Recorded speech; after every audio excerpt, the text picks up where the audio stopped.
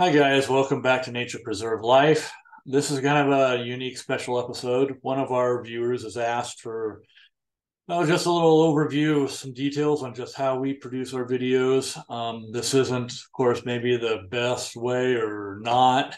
Just depends on what you're after. For us, we found this works pretty well.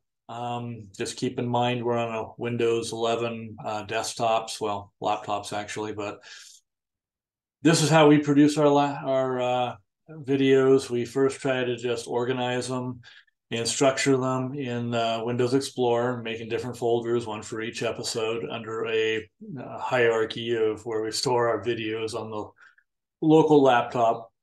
And then as time goes on, we archive them off to a little portable hard drive and keep them for reference if we need them in the future. But like a lot of machines, we are limited to how much space we have. So anyway, let me just jump over to a screen and just show you how we organize. So this is how we are doing our next episode, 77. I think this will be part of episode 80, where I share how we produce our videos and the tools we use.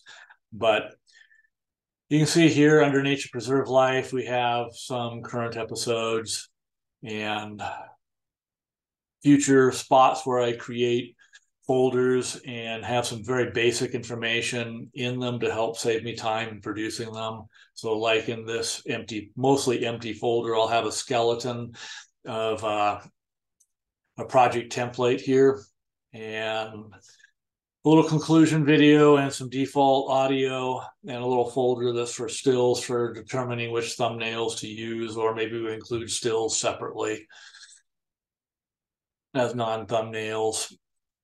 Anyway, if I go back to 77, which is what I'm working on now, I can just go ahead and open this project, and I have it open now under our tool that we use for editing software. But what we'll, like I say, we typically do is we have a collection of video clips that I'll organize and a little couple audio clips maybe, along with this project template basically for building the videos.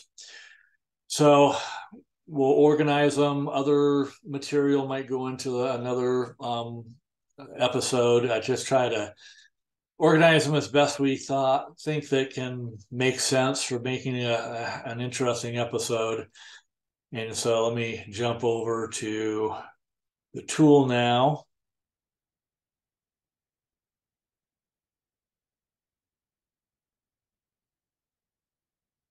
So this is our tool, mini tool, movie maker, and 6.1.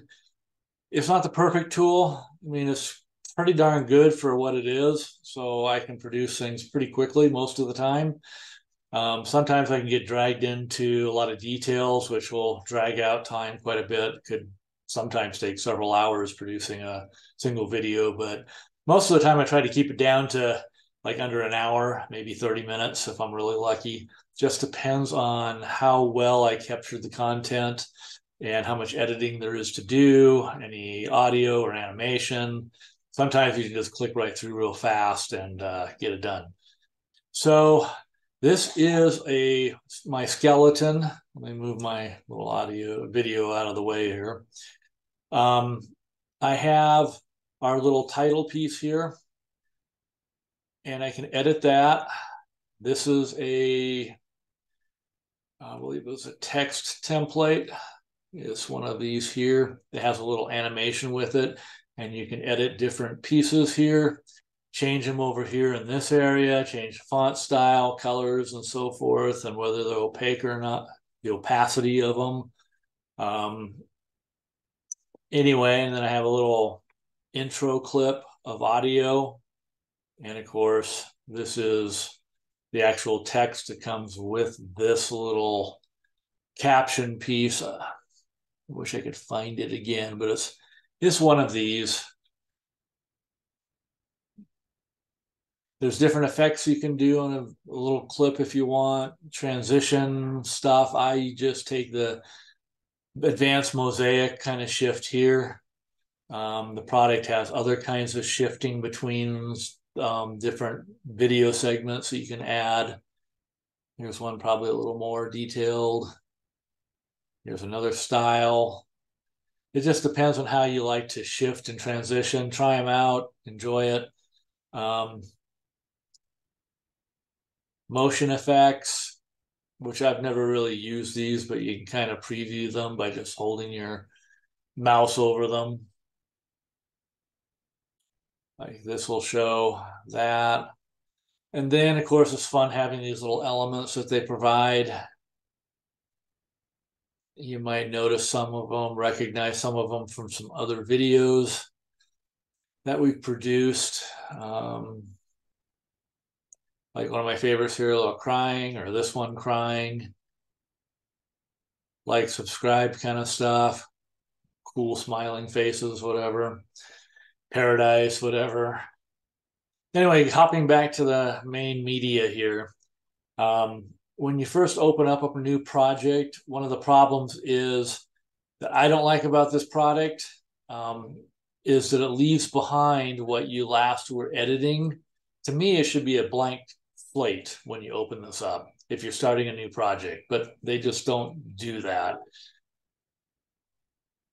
So what I got to do is I got to quickly go through here, delete all the old clips from a former episode.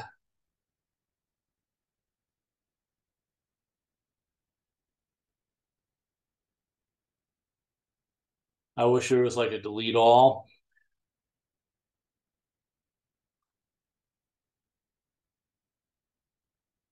Then the import button gets repositioned here, and then you can go to the next episode. We're building 77, and what I like to do is just grab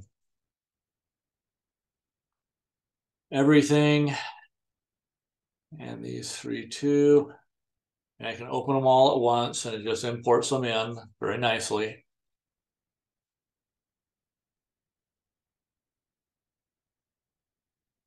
And one of the other things I'll explain about this tool, the Mini Tool Movie Maker, is originally it was free. And so for quite a lot of episodes, we were really enjoying this, producing them. Then they went to and forced an upgrade and forced you to pay, which is fine. It wasn't much money. There was like an ultimate lifetime license for like 59 bucks. So we went ahead and paid that. It gave you like 3 machines you can put it on. And again, lifetime upgrades. And I've seen several since we paid that $59 with new features, new animations, new elements, whatever. And I'm hoping someday they'll incorporate this little thing I think is a bug where you get a, don't start with a clean slate when you start a new project. So that's one of the things I'll reach out to the software support team, whatever, for this product and see if someday they'll fix that little annoyance. But otherwise, it's an overall pretty good product because I can quickly just click through here. You can see how it just immediately put that down there. Another one. And literally, I can just click through all my videos I want to include in just a matter of a few seconds here.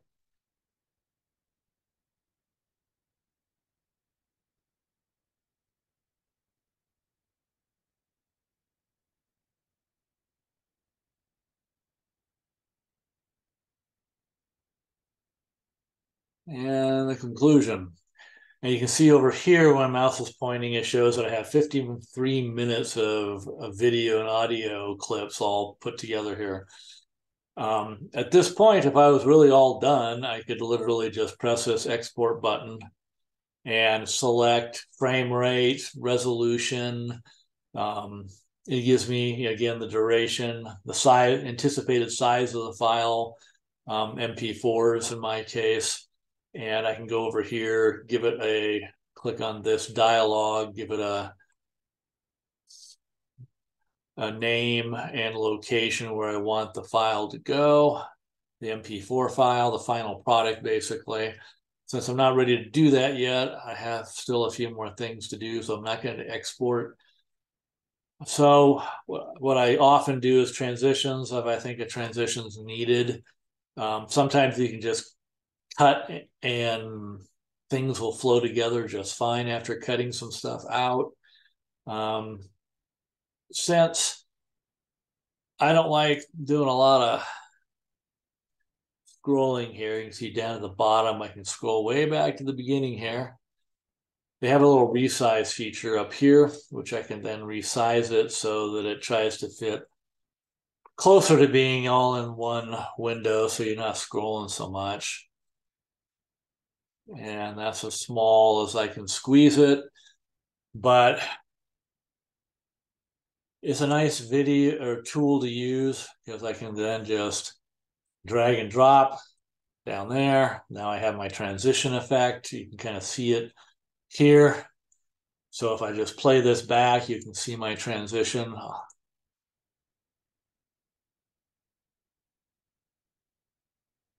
Good morning, friends. And there we go. And that is one of the things we typically do.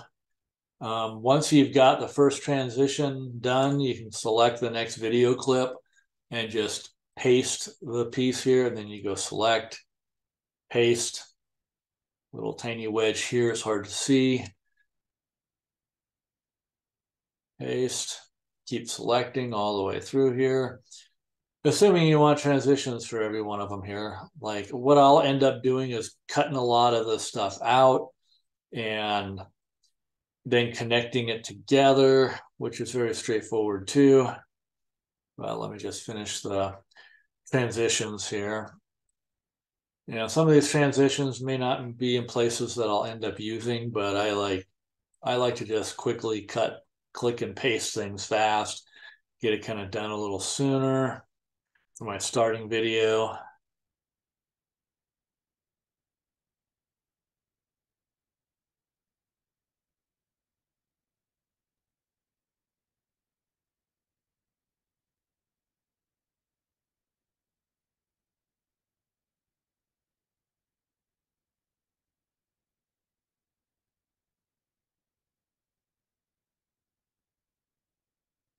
And then I'll show real quick another little feature I'll add typically is some elements.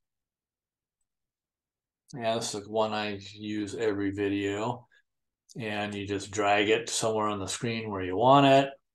You can take the default duration here. You can size it bigger or smaller if you want. I usually just leave the default, which I think is 2 or 3 seconds. But you can literally go down here, grab it, and stretch it to the right and make it 10 seconds long or whatever you want. Anyway, going back to the beginning, then I would normally start my editing here and look at the content, play it back, see if there's some I want to chop out. Obviously, I don't want to produce a 53-minute video here. There's a lot of redundant content, so I'll go through here and try to find something that's redundant and chop some out. Maybe you'll see the little scissors here to split something. I can go split it here. But before I start editing, I want to save it at this point. So I can go up here to the menu, save my project as. I like doing that just to confirm I'm really saving it the right name, not overwriting something by mistake, like an old template that I need to maybe refer back to in the future. I've done that before by accident and lost things. I wish there was a better safety mechanism here to not do that. I just learned to be a lot more careful. Anyway, so I'll just show you how quick it is to just cut something out. Maybe you play down here and you discover, okay, that's the redundant stuff I want to cut. Cut it again, go back here, right click, delete, and voila, you've cut some time out. Just watch that 53 minutes change. Now we're down to 50. And I might still keep going through here, trying to identify what's like, here's where Judy forgot to stop recording. And her camera was turned down. So I know from what I've previewed before is from right here. I believe to the end of it was pretty much a mess. So I go ahead and delete that 3.5 minutes out of there, and we're down to 47. This is a little clip where I think she found some pretty flowers to share. Then you can watch the transition. There we go. And then back to work again with the backhoe. And that is basically how we produce our videos with Mini Tool Movie Maker. It's a Windows product. I don't think it's available for Mac or Linux. So hopefully this gives you some good ideas and useful suggestions here. If you're on a Windows platform, then this isn't a bad tool. I've played with a lot of others, and I was really happy with this, especially when it was free. But I also don't mind paying the $59 and have a better supported tool, and know that they're making a little money where they might actually keep supporting it for the rest of my life, I hope, at least while I'm producing content here. So anyway, I hope you found this useful, and we'll go from there. If you have questions, I'll gladly share more. But like I say, when you get to getting a final product saved and ready to export, then of course you can go here, give it your location and name in the dialog. You can change the resolution, frame rates. It takes whatever video settings, codecs kind of stuff that's built into your environment, and really doesn't give you a chance to really override that kind of detail here. You'd have to go into the Windows, probably some video settings somewhere. I'm not real sure. Anyway, I'm real satisfied with the simplicity of being able to grab my different format types. This could be a Windows movie format, GIF, MP3, AVI, downgrade it, whatever. It might make it smaller and easier to export, but once it generates, it usually doesn't take too long for my particular video settings. And then from there, I'll just point out real quick that you can then take your final product and do on your video content. Under YouTube Studio here, you have your content selection of all your past videos, and you can just hit this create button here and select your video file you're gonna go ahead and upload. Then as part of the dialog, you step through it, do any other tagging that you need, and associate your thumbnail, schedule it like we usually try to, at least a week ahead of time, so that it just takes off and gets published automatically our usual Friday 6 a.m. time. Seems to work well for us. It gives me some more days during the week to finish things off. Usually most of our content's captured on the weekends because I'm still working.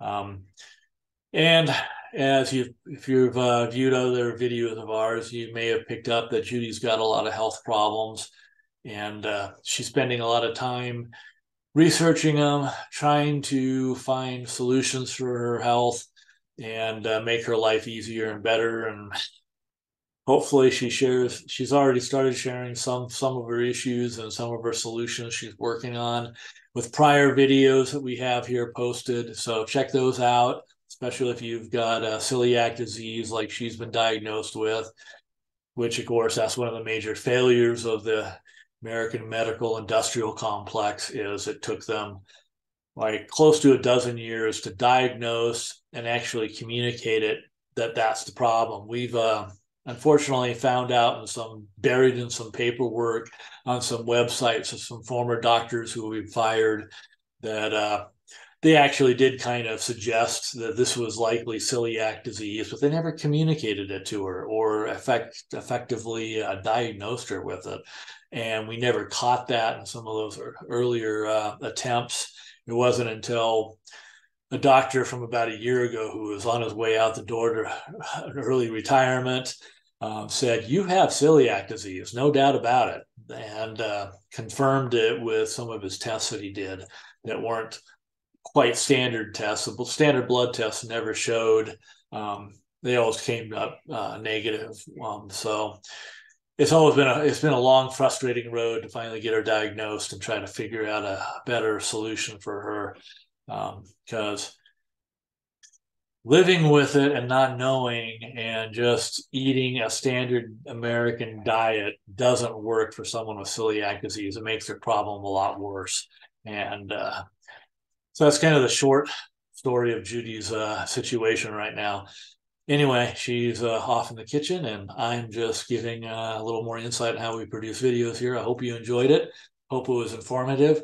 Again, there's hundreds or thousands of other tools just on the Windows platform, and shop around, find what you like. This one works well for us. The handful of others I looked at weren't nearly as intuitive and quick to produce as this is from what I felt interacting with it. It's not perfect. It's got some little problems, but overall it's well worth it for the solution I need for producing YouTube videos. So I'll wish you well. Cheers. Thank you for watching an episode of Nature Preserve Life in Mountain Air, New Mexico.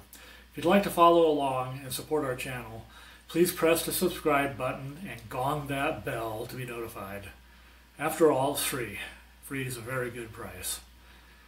In the future, we will plan to focus our episodes on our eco-friendly build of earthen construction and dark night astronomy, that big guy there, and tourism of the regional area, as well as establishing a Patreon account for the sole support of wildlife in Deer Canyon Preserve. So stay tuned. Cheers.